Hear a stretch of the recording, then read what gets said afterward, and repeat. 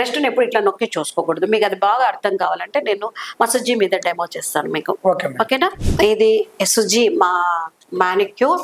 ఇది ఉంది కదా కుడి చేత్తో ఎడమ రొమ్ముని, అదే ఎడమ చేత్తో కుడి రొమ్ముని, ఎవరి పాటికి వాళ్ళు ఎక్కువ ఉండదు ఇలా చేసుకోవాలన్నమాట. అంటే నేను చెప్తాను చూడండి, కుడి చేత్తో ఎడమ రొమ్ముని, ఎడమ చేత్తో కుడి రొమ్ముని ఇలాగా మనం టెస్ట్ చేసుకోవాలి. నెలకు ఒక్కసారి అంటూ నెలసరి ఆగిపోయిన మైల ఆగిపోయిన మరుసటి రోజు చేసుకోవాలి. అప్పుడు ఎందుకంటే హార్మోనల్ ప్రాబ్లం అంతా కూడా బ్రెస్ట్ మీద ఇన్ఫ్లుయెన్స్ తగ్గుతుంది కాబట్టి రొమ్ము మెత్తగా ఉంటుంది, ఏమైనా డిసీజ్ ఉంటే తెలుస్తుంది.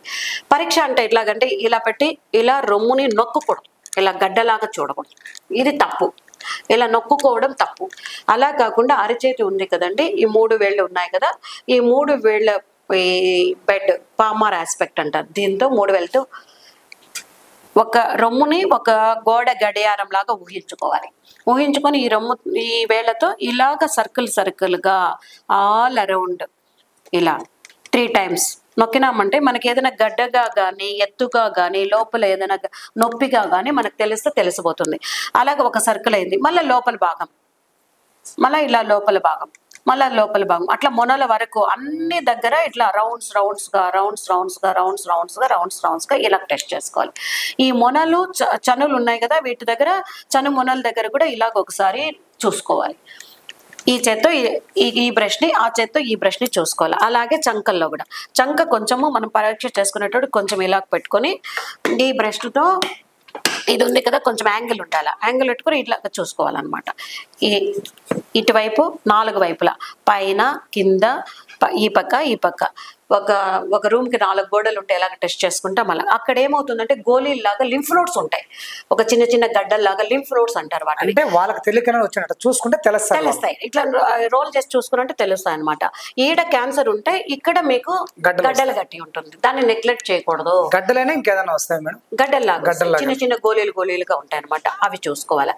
వాటిని లేదా షోల్డర్ ఏమైనా ఈ మూమెంట్ అప్ అండ్ డౌన్ ఇలా మూమెంట్స్ నొప్పి ఏమన్నా ఉందా అనేది కూడా చాలా వరకు ఎముకల డాక్టర్ దగ్గర పోయి షోల్డర్ చూపించుకొని అక్కడ ఏమి ప్రాబ్లం లేదమ్మా, మీకు ఇంకేమైనా ప్రాబ్లం ఉందా మీరు బ్రెస్ట్ లో ఒకసారి చూపించుకోండి మా దగ్గర కూడా వస్తుంటారు అనమాట. కాబట్టి ఇలాంటివి ఏమి నెగ్లెక్ట్ ఇలాగా ఎవరు వాళ్ళ బ్రెస్ట్ వాళ్ళు టెస్ట్ చేసుకునే దానివల్ల నెలకు ఒకసారి స్పెండ్ చేయడం వల్ల ఎర్లీగా మొదటి దశలోనే క్యాన్సర్ ని అరికట్టడం కాదు, ట్రీట్మెంట్ దొరుకుతుంది.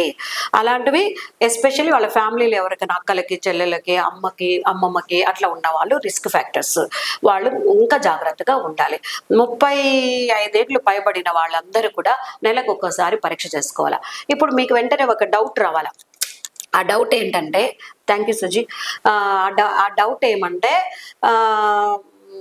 అంట్లు ఆగిపోయి ఉంటాయి, గర్భసంచి తీసేసి ఉంటారు, అలాంటప్పుడు వాళ్ళకి ఎలాగో తెలుస్తుంది అనేది ఒక డౌట్ కొంతమందికి చెప్పినామంటే. అంటే పిల్లకాయలు కలిగిన తర్వాత గర్భసంచి తీసేస్తారు, 30 ఏళ్ళకే తీసేస్తుంటారు, లేదా గర్భసంచుల గడ్డలో ఏవో వచ్చి ఒక ఏజ్ అయినా తీసేస్తుంటారు, వాళ్ళకి నెలసరి రాదు కదా అప్పుడు ఎలాగా అని డౌట్ వచ్చు.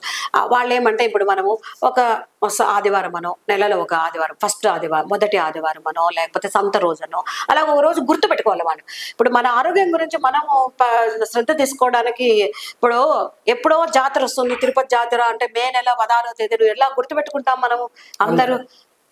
అలాగే మన హెల్త్ గురించి నెలకు ఒకసారి పరీక్ష చేసుకోవాలని ఒక్కరోజు ఏదో ఒక వాళ్ళ కంఫర్ట్ రోజు గుర్తుపెట్టుకొని నెలలో ఒకసారి పరీక్ష చేసుకోవాలి. ఈ చెప్పిన లక్షణాలు ఏమున్నా వెంటనే డాక్టర్ దగ్గరికి పోవాలి.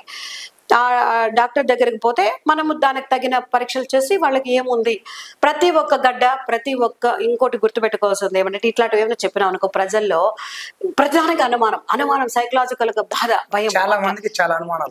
అలా ఉండకూడదు. ప్రతి ఒక్క గడ్డ చెడ్డది కాదు, ప్రతి ఒక్క గడ్డ క్యాన్సర్ కాదు, ప్రతి ఒక్కటి భయపడాల్సిందే లేదు.